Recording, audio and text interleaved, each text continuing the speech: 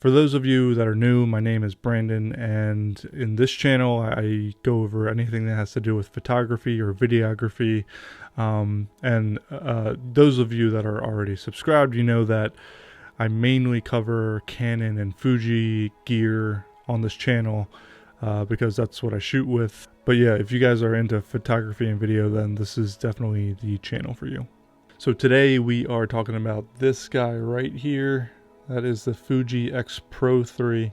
If you haven't checked out my early video on the X-PRO3, then go ahead and check that out, because that has a lot of the major points of why this camera means so much to me. I've tried a lot of cameras, and this camera has definitely given me the best experience for photography. And specifically, if we're talking about Fuji cameras, I've definitely owned and tried quite a few Fuji cameras. So I had the X-PRO2 Graphite Edition, the X-PRO3 Durablack, the what was after that? It was the X100F, the XM1, the XT30, the X100S, and then I tried out the XT4. And I've also tried out their newer medium format camera, the 50S2. So I have a good feel of the Fuji ecosystem, and without a doubt, the X-PRO3 and the X-PRO series cameras are my favorite. So it must have been about 2 years ago where I bought this camera, I used it, I fell in love with it, and then I had to make a pretty difficult decision about my gear acquisition needs. And at that time I really wanted to get into the video space, so my X-PRO3 at that time was sort of a sacrifice to get some Canon gear, Canon mirrorless gear with the RF lenses. So I sold the X-PRO3 to acquire some of that stuff, and now I have the Canon R5 and the Canon R, and a nice set of RF lenses. So even after acquiring all of that gear for hybrid shooting, I still felt like something was missing. So just like the first time when I acquired this camera, I'm kind of exclusively just using it with vintage lenses. The lens right now that is pretty much glued on the camera is this older Super Takumar 50mm f1.4 lens, and like I mentioned in my previous X-PRO3 video, this lens is really special to me because my grandfather passed it down to me.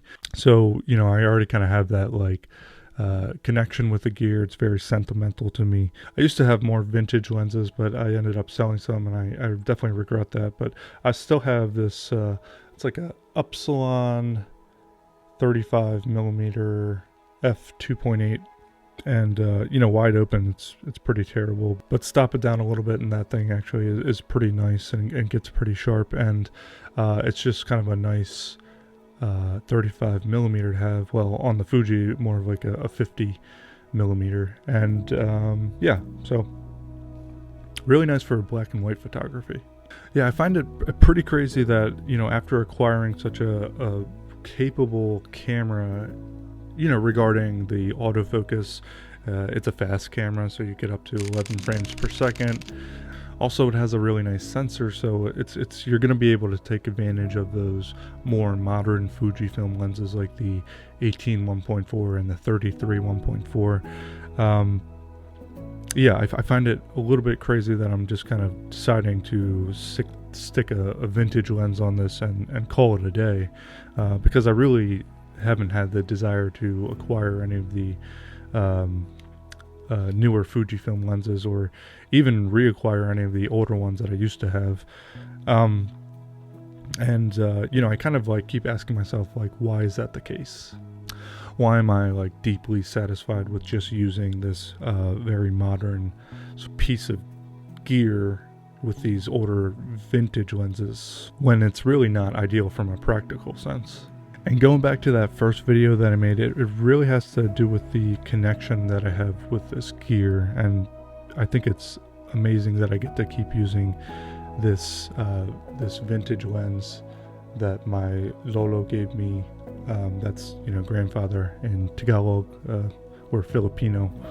And a really interesting thing that I find when I use this combo is that given the nature of the camera body with the hidden LCD screen and the lens itself, I could really care less about pixel peeping or looking to see if I achieved like critical focus.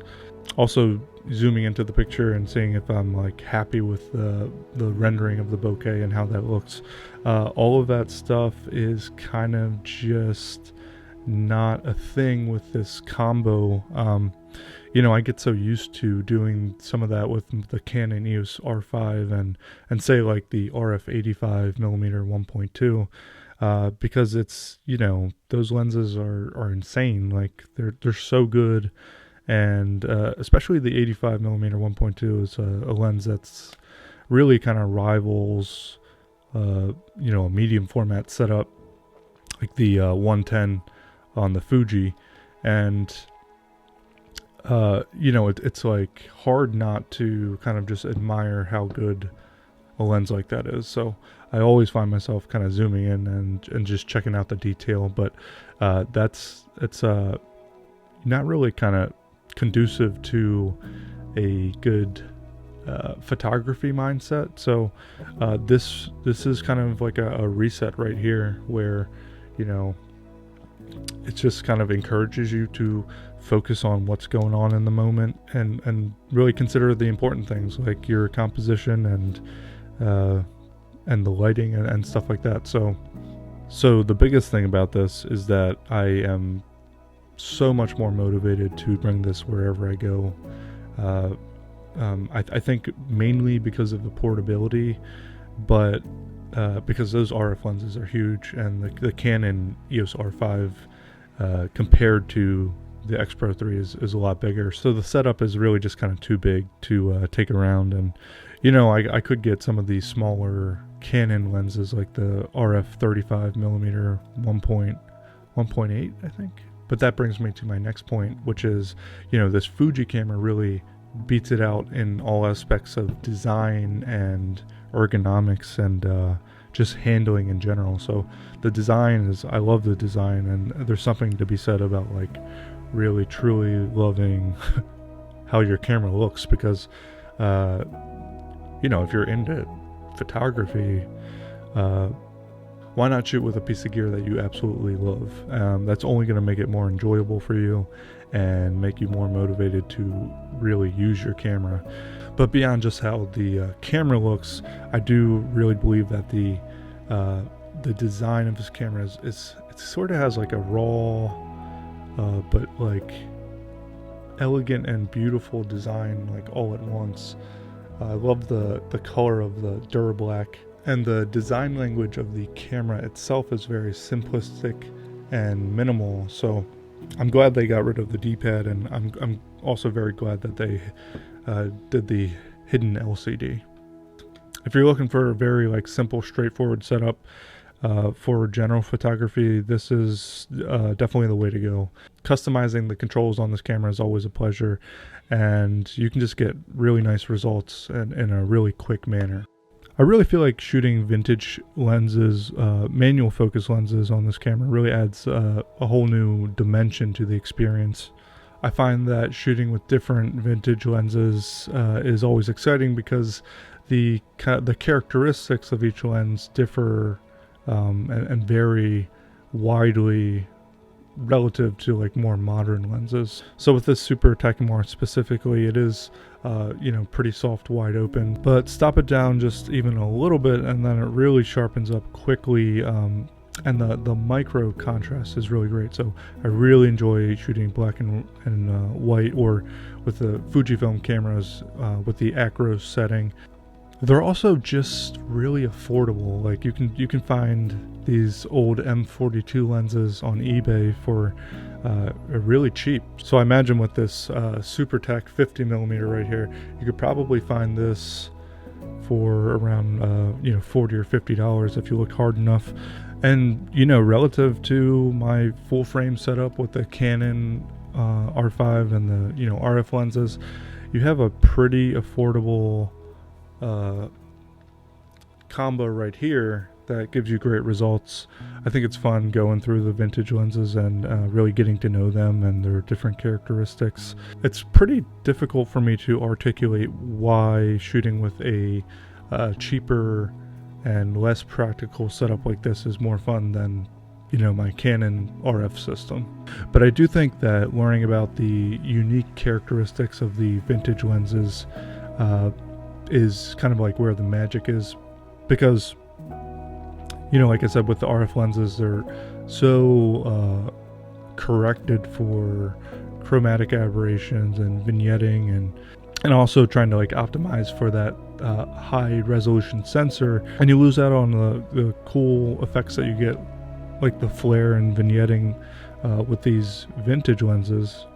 And you would think that's, you know, that's definitely a downside, but it's not. I really think for photographers who like a more creative look and a more unpredictable look that can't be replicated, you know, you're looking for something unique. And you know, if you're familiar with the reward prediction error in psychology, you know, maybe I'm not as excited with my Canon EOS R5 and those RF lenses because I just kind of consistently get great results from that, and I expect it from a setup that's, you know, over $6,000. But with this more affordable setup with the X-Pro3, I find it really interesting that I'm falling in love with like so many of the pictures I take. And I think it's because with the vintage lenses, it's a bit more unpredictable with like how they're going to perform. So a lot of the times, like you'll get a flare like beautifully incorporated within your composition, and you don't expect it. So you know, speaking to the reward prediction error, I guess put it simply, if I'm shooting with a cheaper setup like this with a really inexpensive vintage lens, but I'm getting these results that are to me really beautiful, then you know, that kind of just keeps the dopamine coming, and it makes this a much more rewarding experience. If you guys feel at all the same way, then let me know. I could be way off on that, but you know, that's just kind of how I feel, and that's just me trying to kind of make sense out of why I love shooting with this camera so much. And it's also more fun to shoot with because the turnover for actually sharing your pictures or printing your pictures is a lot faster. I pretty much try to stick with shooting JPEGs on this camera because the results are so good. And it's nice not having to kind of worry about the hassle, especially, you know, if you like you do this professionally, or if you're even a semi-professional and you're editing so many raw pictures for paid gigs. It's nice not having to kind of have to consider doing that. So to conclude, I'm definitely not saying that the R5 doesn't have its place. I'm definitely not saying that this is a better setup than the R5, but I am saying that I have a lot more fun shooting with this setup compared to my Canon EOS R system. If anyone out there, and it definitely might not be a lot of people, I understand that, but if you feel the same way, let me know in the comments section below. And that, you know, if you think I'm just like completely off, then you know, let me know too. Before I conclude this video, definitely, like I said, if you are interested in photography, you know, if you like Canon gear, Fuji gear, any of that stuff, definitely subscribe. I have the video about this guy coming up next, or soon I should say. This is the X100V, awesome camera. It has the WCL on it right now, that's why it looks bigger. I also wanted to compare these two cameras to try to help you guys make a decision in case you're choosing between the two, because that's definitely a difficult decision for sure.